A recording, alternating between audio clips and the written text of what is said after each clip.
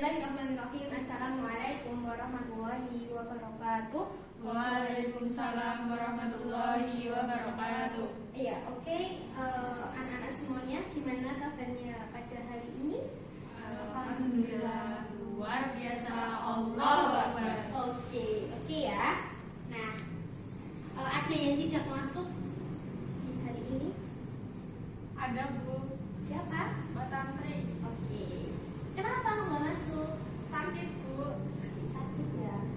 Kita doakan semoga Mbak Nanti segera sehat dan bisa belajar bersama kita seperti itu. Oke, teman-teman semuanya, kita di sini akan belajar berkenaan dengan 4 sifat Rasul seperti itu. Nah, Ibu akan menjelaskan sedikit ya berkenaan dengan 4 sifat Rasul itu ada 4. Yang pertama itu sidik. Sidik itu artinya jujur atau benar ya, jujur atau benar. Terus yang kedua ada amanah. Amanah itu dapat dipercaya. Yang ketiga itu ada tablik, artinya menyampaikan. Dan yang terakhir itu ada fatonah yang artinya cerdas, seperti itu. Oke, bisa dilihat ya PPT-nya. Oke, nah sekarang kita akan coba ulas satu persatu ya berkenaan dengan 4 sifat Rasul tadi. Yang pertama ada sidik gitu ya. Nabi Muhammad SAW itu mempunyai salah satu sifat, yaitu sidik, jujur, yang artinya jujur, dimana segala hal apapun, entah itu ketika berdagang, ketika berkata pada orang, itu Rasulullah SAW itu selalu jujur. Bahkan orang-orang di Quraisy itu menyebut Rasulullah SAW itu sebagai al-amin, yang artinya benar. Jadi Rasulullah itu banyak disukai karena apa? Karena kejujurannya, dia tidak pernah bohong seperti itu. Nah, apa yang kita dapat ambil dari salah satu sifat yang pertama tadi, sidik, dimana ketika kita jujur, contoh Mbak Diajeng jujur sama Mbak Aminta, misalkan ini harga bolpen ini berapa? Harganya 2.000 pure gitu ya.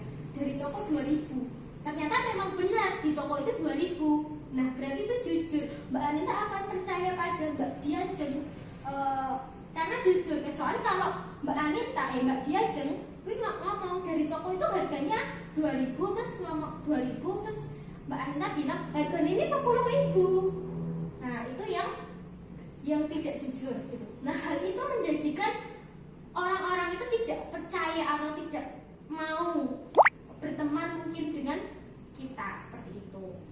Nah, terus masuk di sifat yang kedua, yaitu amanah. Amanah itu artinya dapat dipercaya, di mana menjalankan segala tanggung jawabnya. Nah, jujur dan amanah ini satu kesatuan yang tidak bisa terlepas. Jujur itu pasti amanah, amanah itu pasti jujur. Dapat dipercaya, sama-sama dapat dipercaya. Contoh dari amanah misalkan apa? Contoh gini, misalkan Mbak Hasinta bilang minta uang ke ibu, misalkan untuk Bu beli pulsa untuk belajar, untuk searching ya, untuk searching tugas sekolah. Ternyata kok nggak digunakan untuk tugas sekolah, tapi digunakan untuk WA-an, digunakan untuk IG-an, Mobile Legends dan lain sebagainya. Ini yang namanya bukan termasuk sifat amanah. Nah, kita harus mencoba bertanggung jawab dengan apa yang sudah diamanahi kepada kita, gitu. Itu poin kedua. Nah, selanjutnya ada yang ketiga. Ketiga itu artinya menyampaikan ya. Oke, perlu kita tahu bahwasannya Nabi Muhammad SAW itu ditugaskan di bumi, di dunia, ibaratnya ditugaskan sebagai rahmatan lil alamin, ya kan? Rahmatan, penyejuk, intinya untuk menyampaikan dakwah, ya, dakwah dari apa yang malaikat Jibril untuk menyampaikan Al-Quran, salah satu isi dari kandungan Al-Quran gitu. Nah, Rasulullah SAW itu dalam berdakwah dalam berdakwah itu penuh dengan rintangan dan lika-liku dalam berdakwah. Kenapa, Bu? Rasulullah dulu dakwah itu secara sembunyi, terus mulai agak sedikit melebar dan sampai sekarang kita sampai ajarannya kepada kita seperti itu. Kayak gitu. Jadi apa yang dapat kita ambil dari amanah? Apa tadi? Tabligh ya, menyampaikan, ya intinya jangan sampai kita takut untuk berdakwah, kan sampaikanlah walau satu ayat seperti itu. Terus yang terakhir yaitu fatonah yang artinya cerdas. Apa yang kita dapat dari sifat Rasulullah, maka ya kita harus belajar, kita harus mau belajar. Cerdas kalau nggak belajar ya percuma, seperti itu. Kayak gitu ya. Oke? Ada yang ditanyakan sebelum kita mencoba belajar yang lebih lanjut? Tidak ya, oke. Nah, sekarang ada tugas sedikit, ya, berkenaan dengan, sini. Oke, di sini Bu Guru akan beberapa menempelkan soal ya. Nanti silahkan teman-teman tempelkan yang sekiranya cocok. Jadi Ibu nanti akan tunjuk ya.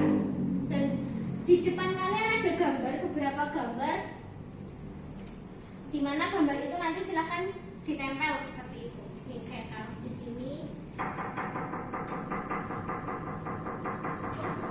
Gitu. Oke. Nah di sini Bu Guru ada beberapa soal ya. Silahkan satu sebentar ya. Ditempelkan lagi. Beberapa soal yang mana di depan teman-teman semua ada gambar. Silahkan pilih di antara gambar yang menurut kalian benar gitu. Oke, yang pertama, soal yang pertama itu mana sih hal yang bukan termasuk sifat sidik? Coba Mbak Isti maju ke depan. Kira-kira mana?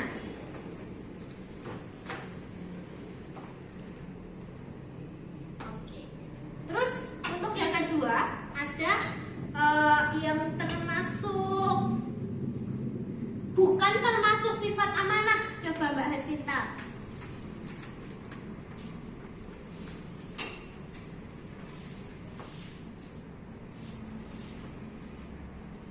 Oke. Lalu yang termasuk sifat fatonah, Mbak Anita.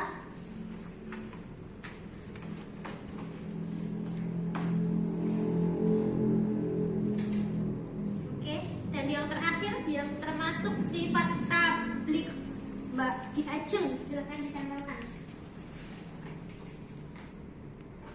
Oke, sudah semua ya. Coba kita ulas satu persatu. Ya. Yang pertama, hal yang bukan termasuk sifat sidik. Sidik tadi apa? Benar ya, atau jujur. Di sini ada tukang ojek ya. Tukang ojek yang mana tukang ojek ini mengatakan kepada customer ya yang jual, Mbak ditambahin 10.000 ya gitu. Lalu yang di belakang itu bilang, Pak jangan gitu, nanti ketahuan loh gitu. Terus bapaknya yang depan tadi bilang, nggak apa-apa Pak, manjur, kayak gitu bilangnya. Terus bilanglah sama ibunya ini yang beli, harganya total 80.000 padahal aslinya 70.000 gitu. Terus ibu ini agak sedikit kesal, bilang, loh aku kan mudeng, saya ini tahu harga aslinya, kamu jangan membohongi saya gitu. Nah, apa yang dapat kita petik bahwasanya ketidakjujuran itu malah menjadi petaka bagi kita sendiri. Banyak orang yang tidak akan percaya kepada kita seperti itu. Nah, ya. Untuk yang kedua ada amanah. Tadi sudah saya sampaikan bahwasanya amanah dan jujur itu tidak bisa terlepas, saling terikat. Bahkan lazisme itu insya Allah seperti jargon lazisme itu kan jujur dan amanah, makanya tidak bisa terlepas seperti itu. Di sini sama halnya ada beberapa gitu, ada seseorang yang tahu tak pergi sholat Jumat kah gitu, terus tidak, aku ada halangan, ada uzur, padahal sebenarnya nggak ada. Nah ini salah satu tidak menjalankan amanah. Karena sholat Jumat itu adalah sebuah amanah. Terus ada juga beberapa, misalkan ini kok gak ada teko, kok gak ada datang gitu kan, bilangnya OTW ternyata masih tidur. Terus ada juga yang tadi contoh tadi bilangnya minta uang untuk sekolah, ternyata buat beli HP dan sebagainya gitu. Terus selanjutnya yaitu sifat tablik. Tablik artinya menyampaikan. Di sini ada gambar seorang guru yang ngajarin anak didiknya. Nah, ini salah satu implementasi dari tablik atau menyampaikan, bahwasanya dakwah apa, sampaikanlah walau satu ayat. Maka sifat Rasulullah berkenaan dengan tablik ini perlu kita renungi, bahwasanya kita anak muda itu jangan hanya sekedar tabahan dan lain sebagainya. Cobalah kita berdakwah gitu ya. Salah satunya ngejar TPA gitu kan. Bahkan ada jargon nggak keren loh, anak muda itu tidak ngajar TPA, tidak sergap TPA dan lain sebagainya gitu. Terus yang terakhir itu ada sifat fatonah. Fatonah itu artinya cerdas. Memang Rasulullah itu sudah diberikan oleh Allah pemikiran yang sangat luar biasa. Kita manusia pun diberi otak, maka kita manfaatkan otak yang diberi oleh Allah Subhanahu wa taala. Jangan hanya sekedar memikirkan hal-hal yang tidak penting seperti lelaki atau apapun itu, tapi gunakan untuk belajar sehingga kata cerdas itu ada di diri kita. Karena cerdas sendiri itu akan sangat bermanfaat. Kita bisa membaca, kita bisa apa ya, merumuskan sesuatu yang tidak, kalau kita nggak belajar kita nggak bakal dapat itu, kayak gitu ya. Oke, mungkin itu ya. Yang tadi apa aja sifat Rasulullah? Yang pertama ada sidik, yang kedua amanah, yang ketiga tablik, dan yang terakhir fatonah. Oke, Ibu harapkan ini ada, semoga kita bisa mengambil hikmah dari 4 sifat Rasulullah seperti itu. Oke, ada PR untuk teman-teman semua. Silahkan buka YouTube Sang Pencerah, lalu tulis apa saja yang dapat diambil dari kisah itu berkenaan dengan sidik, amanah, tablik, dan fatonah. Gitu, paham?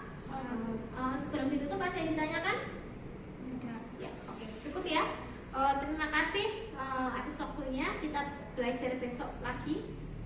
Mungkin itu saja yang dapat Ibu sampaikan. Kurang lebihnya mohon maaf. Wassalamualaikum warahmatullahi wabarakatuh.